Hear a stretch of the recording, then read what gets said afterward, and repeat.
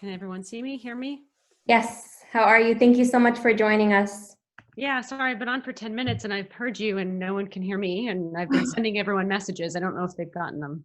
Forgive me. I was trying to figure it out, so forgive me for that. Sorry to keep everyone waiting, but anyway, here I am. So we're just going to jump right in. Again, thank you all for joining us, and I want to say thank you to the Secretary for joining us. So today for this town hall, we're specifically going to be discussing voting in the pandemic. But before we begin, I just want to note we are not taking any verbal questions. It must be typed in the chat box, and we will answer the questions on a first come, first served basis. And I apologize in advance if we didn't get to your questions, but I did leave my email and I will leave it again. So if we didn't get to your questions, you can just ask me and email me later. But before we begin, again, thank you, Secretary Benson. Before we begin, I want you to discuss for a minute or two about what your role is as Secretary of State. Secretary of State is the Chief Election Officer for the state of Michigan. So I oversee all the elections for the state. And I'm also the Chief Motor Vehicle Officer, so I oversee all of the driving related things relating to getting people licenses, getting people plates and for them to drive. So anything that moves or votes in Michigan is something that comes through our office. Okay, thank you so much for that. Can you give us like an overview of how this pandemic will affect voting in Michigan? Well, Michigan citizens have a right to vote by mail. That was something that was enacted, as many of you know, in November of 2018 by 70% of the electorate. So that was very critical, and that it gave our citizens the ability to vote by mail. And it was one that was a right that many citizens took advantage of, either even prior to our pandemic here in our state. But of course, we want to make sure that no citizen has to choose between their health and their right to vote. Being able to vote from home, which again every citizen has as a right in Michigan, is now in the law, and one that we are encouraging people to take advantage of in every election, including this year's elections. We're gonna hop in with the questions. So the first question is regarding accessibility and accommodations for individuals with disabilities. Especially they're talking about blind voters. And what is the state doing to make it more accessible for people with disabilities, specifically blind voters? Well, we've been working a lot. We actually convened a disability advisory committee about 2 or 3 months after my taking office. And so we're in ongoing conversations with that community, in part to ensure that Election Day options remain protected as well for all of our elections this year, even as Michigan and many other states will be encouraging citizens who can to take the option of voting from home. We also want to ensure we preserve the ability for voters with any needs to vote on Election Day, and to provide other ways that citizens can access their ballot and vote their ballot. We're looking at what many other states are doing to make this even more accessible, but it's continued to be a priority of my administration that we ensure all that we're doing to modernize our elections is truly accessible for every community. What we also want to do is make sure polling places, though they to the extent that they will be an aspect of voting this year and in the future, are also fully accessible. Of course, as you all know, we have voting accessible equipment in every precinct, and even in elections like our local May 5th election, where we have our machinery in clerk's office available for every citizen to access that may want it. We're continuing to make sure that accessibility is available, but also just listen to the community to adapt and adjust to needs as they emerge. Thank you, Secretary. So this is about another question. They're asking, how can we push a legislator to allow for early voting for more cities, if not all? How is Michigan preparing for a potential increase in absentee voting in the next 2 weeks and for the safety of election workers? We've been doing a number of things to ensure that we have everything in place to protect the health and safety of our election workers. Providing PPE equipment is just the beginning. Also developing standards for every office to meet, to adapt and adjust to physical guidelines for everyone working in an office. But apart from that, this is our first really year of elections. in our state where people will go from voting and casting their ballots in precincts and having them processed and counted in precincts to having them centrally submitted and processed and counted. And so we want to ensure that we have all the resources shifted that need to be shifted, that we're giving our clerks and our poll workers and our election workers enough time to process all of those new ballots that may be centrally mailed to one place like the clerk's office, and that we have the resources needed to ensure that those ballots are processed and counted. One of the things we've been working on for really since I took office has been to update our statutes to match the needs that I'm talking about now and others that have emerged in the wake of the amending of our state constitution to create all of these new rights for our citizens. Unfortunately, oftentimes working with the legislature, things become unnecessarily politicized and partisan, which many of these issues are not inherently. But one example of that is right now in Michigan, there's a statute that says you can't begin processing ballots sent in by mail at the local level until election day. We know in 18 other states, they begin processing and preparing those ballots to be counted prior to election day. We just need a simple change in our statute here in Michigan to bring us up to speed with other states. And even just that simple thing has been difficult to get through at a time when our country as well as our state is uniquely challenged by partisanship and political agendas. But that said, we're working to ensure that all voters can have confidence that when they access their vote, however they choose to access it in an election this year, that vote will be counted safely and securely, and that we're putting protections in place for all who are working elections as well, so that they can do their essential job safely and securely as well. Thank you. We have another question. What are your recommendations for voters who plan to vote ahead with absentee ballots in both August primary election and November general election? Is there anything you can do differently this year to increase, given the increased demand of absentee ballots? Well, we're in a very unique moment where things are evolving and changing, and that's why it's even more important that we all work together to ensure we're up to speed on all aspects of opportunities you have, not just to vote in elections, but also participate as an election worker. So that said, the right to vote by mail for every citizen in the state that is in our state constitution is not changing. Is going to be available in every election this year. Every election will be held this year. And so for citizens who are able to and want to exercise that right to vote by mail, you can request your ballot be mailed to you directly. You can find that request form on our website as well as with your local clerk. You simply need to fill it out, return it, sign it, and when the time comes, you will receive your ballot in August and in November. So I encourage you to do that, not just for yourself, but to encourage members of your community to do it as well, because oftentimes people don't know that they have that right. And even if they do know it, they don't know how to access it. So you can help them do so simply by pointing to our website and encouraging people to choose to vote from home.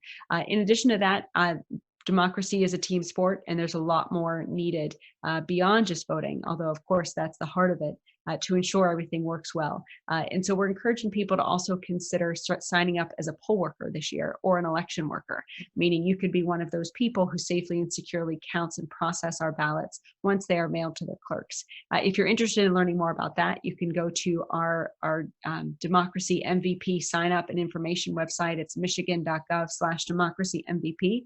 I'm sure you all can send that out to the attendees, but it's a great way to ensure that you're stepping up and helping ensure others can vote as well in a challenging time like this. Thank you. So we have another question from a precinct worker. If we go to an absentee, if we go to all absentee vote by mail, is there a way to help voters avoid overvoting and cross-voting? As a precinct worker, I always saw a few people who need multiple chances to cast a correct ballot. If their ballot has been absentee, their vote for the particular office would not count. So a couple of things. One, the model of elections that we have in Michigan and really is in place, even in states like Colorado, Oregon, and Washington that are quote unquote entirely vote by mail, always preserves that in-person election day option. because if nothing else, we need to ensure citizens with disabilities maintain access to the vote. But in addition to that, any citizen who decides on election day in Michigan that they want to vote, even if it's at 4 p.m. on that day, that they still have a right and a protected right to do so, meaning they can show up at their clerk's office, register to vote, receive a ballot, and return it. Or if they're already registered, they can show up at a precinct or at a clerk's office, receive their ballot, and vote it. So that option, however it manifests itself safely and securely on election day, will always be preserved. But to the question of how to ensure voters are fully informed how to vote their ballot, this year voters who choose to vote from home, and many will be doing so if they choose to, but for the first time, it is important that they read through the instructions, that they take the extra time they'll have by having their ballot at home to fill it out, to read the instructions, not just on the ballot, but that accompany it, and ensure all those instructions are followed. That said, two things happen if instructions are not followed. One, a voter who realizes it themselves that can actually go to their clerk and request to spoil their ballot up until a certain time before the election, in which that ballot will be thrown out and they can vote again. That opportunity cuts off shortly before election day, I think at 4 o'clock on Monday, but prior to the Tuesday election, but still is in place for voters who have that need to make any alteration. And then secondly, we for voters who don't sign the envelope, or which is also an important component of voting from home, and return it, they'll have an opportunity hopefully to cure that and to fix that, and we're working to make sure all of that happens. But these are the types of challenges that any state, including ours, is encountering as we transition, not just in this challenging moment, but in general, to enabling our citizens to exercise the right to vote by mail that in Michigan citizens voted into our Constitution in 2018. Thank you. So going off that, how are the hours for the city clerk going to change? Well, under the state constitution, they do have to be open on weekends for 8 hours, but they have the ability to choose when those hours are going to be. And so we're working with them to create some consistency across the board, but do check local hours, because what a community in Menominee does may be different than what the Dearborn clerk does. And we want to ensure that we preserve the ability for clerks to adjust to the needs of their community. What works in one community may not work in another, but we also want to ensure that people have access to their clerk's office. So, we're working with our clerks to make sure that the hours are open and that people are accessible. Thank you. Our next question is, what plans do you have to work with the College Voter Project and College Registration Challenge, and working with all student governments and administrations? With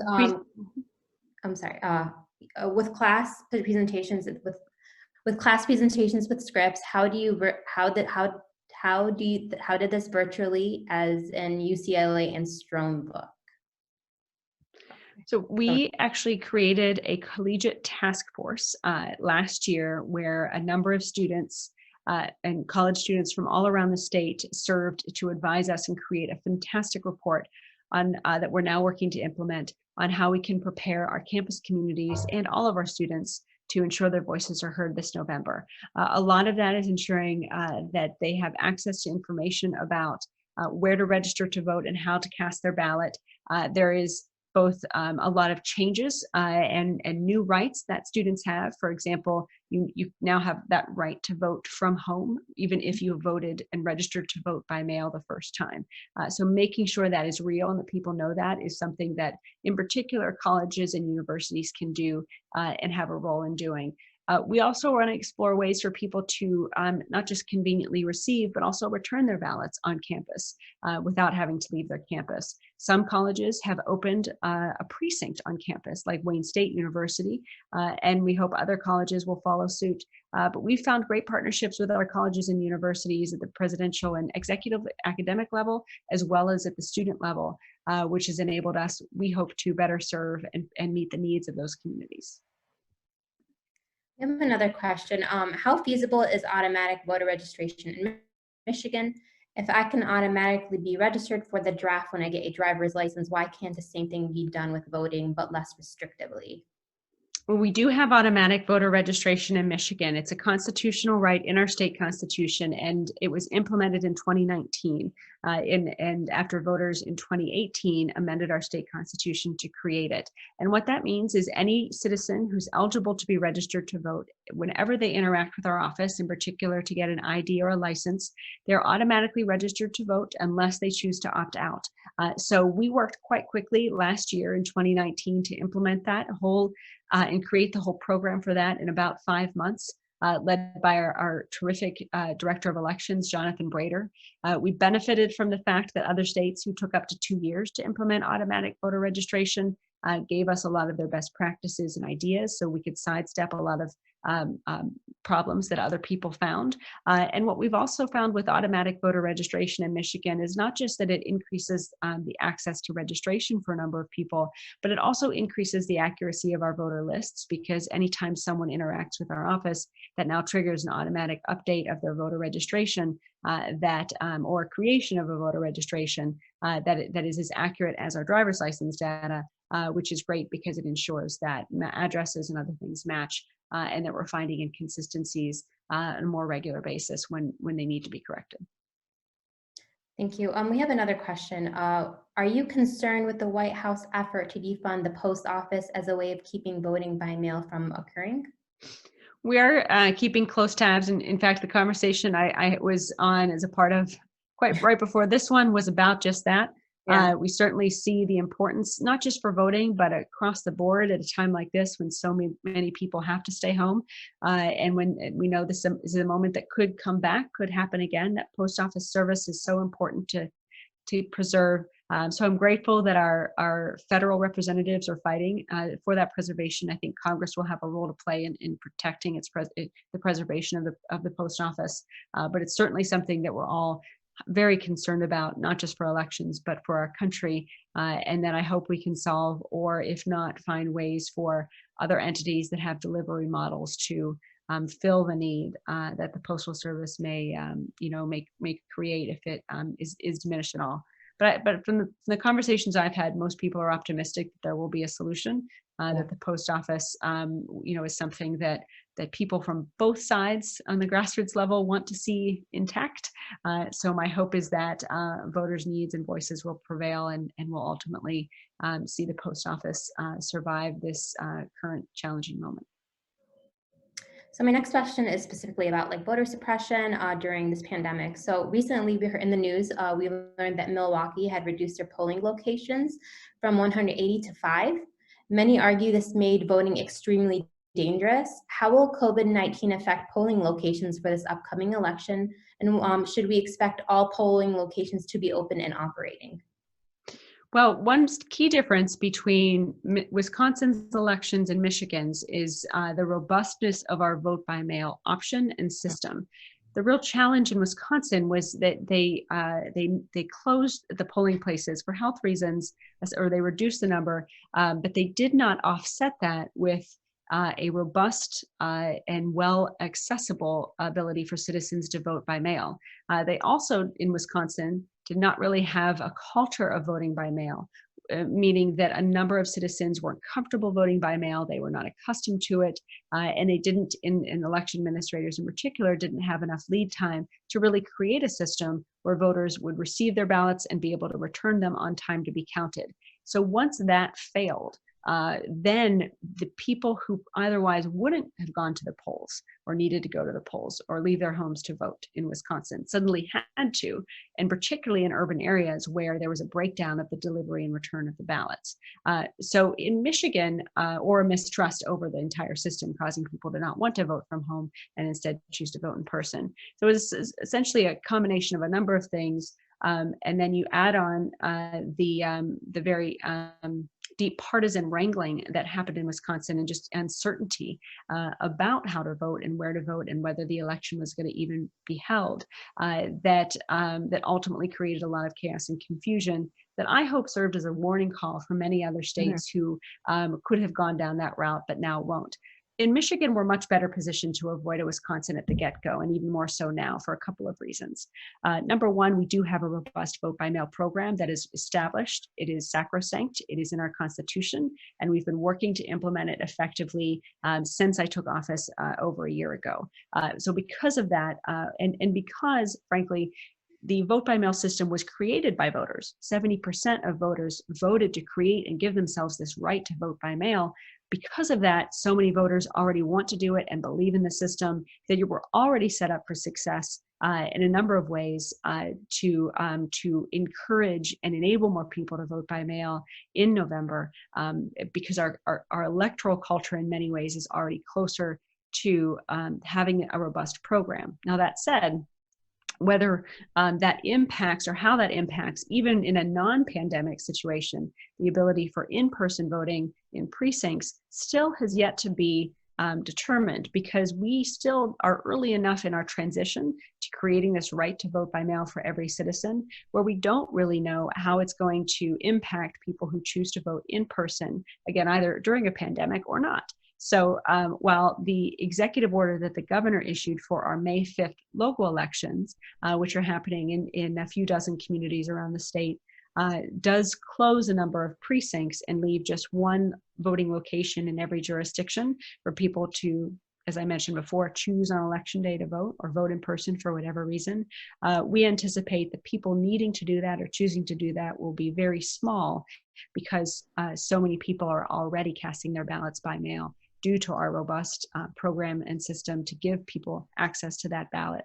But it all gets back to, and all gets down to, the entire system of election administration is how do you get someone a ballot, and how do they return the ballot, and can they do so safely and securely? And you know that when you add in language challenges, disability challenges, and other pieces to that, you have to answer that question in multiple different ways from multiple different communities, and give people choices for how to both receive and return their ballot.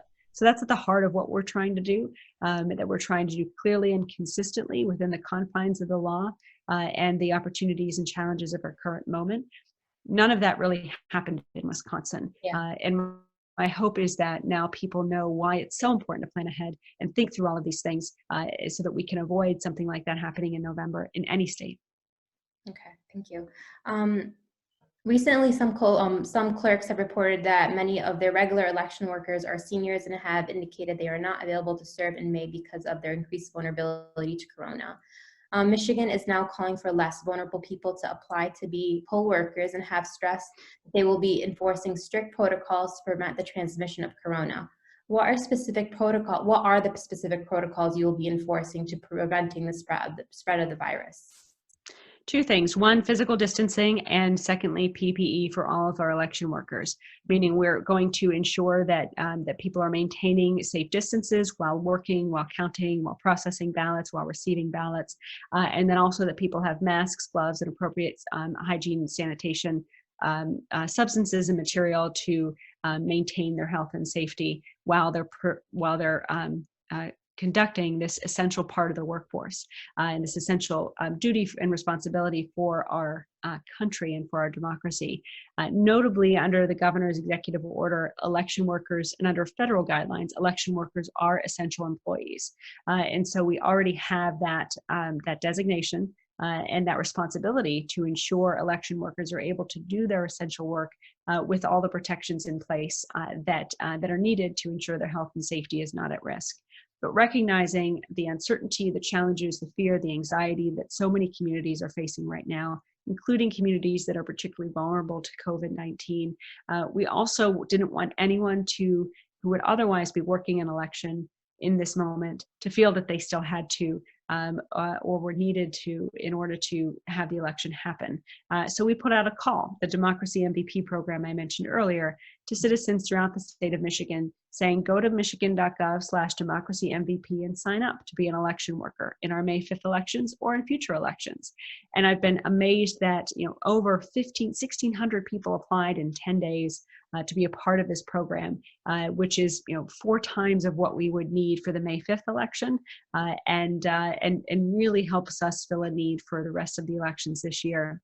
So we want to encourage people to keep signing up because the election need will not diminish. And the more talented people we have serving as election workers in any capacity just increases our ability to avoid challenges and problems on election day and deliver results smoothly and effectively and efficiently and good elections for all of our citizens. Absolutely. We have about 2 more questions and then we're going to conclude. Are May voters getting both postage paid applications and also a postage paid ballot?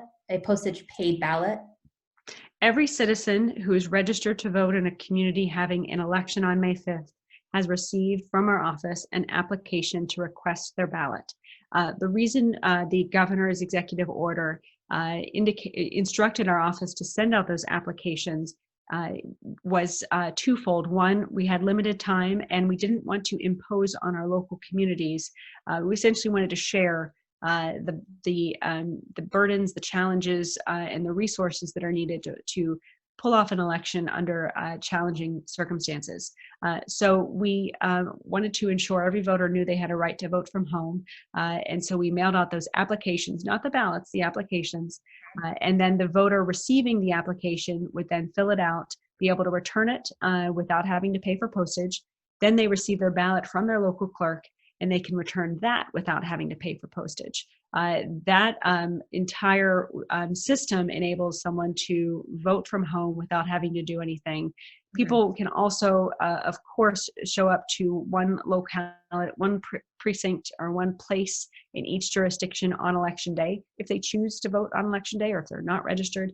In addition, if someone registers to vote right now, for example, in a community having a May 5th election, that voter registration is considered also a request for a ballot to be mailed to them in this election under the governor's executive order. So we're doing really everything we can to get people the ability to vote from home, to ensure that they know how to access it, that they don't need a printer to print anything, or they don't have to go out and buy postage, but they can simply from home vote and have their voice heard in these really important local decisions that are made in May in many communities that will impact the delivery of a number of services this fall, including whether schools are able to fully be funded and provide education for the students in the community. Thank you, Secretary. We have one last question regarding the Redistricting Commission. How will this pandemic affect the application? We've got a great team working to administer and implement the Redistricting Commission mandate that voters also gave to us in November 2018. And you can go to redistrictingmichigan.org and get all the information you need on that. But in a nutshell, you have just a few more weeks until June 1st to apply to be on that commission. I want to encourage anyone who's eligible and has not yet applied, who's on this webinar, to do so at redistrictingmichigan.org.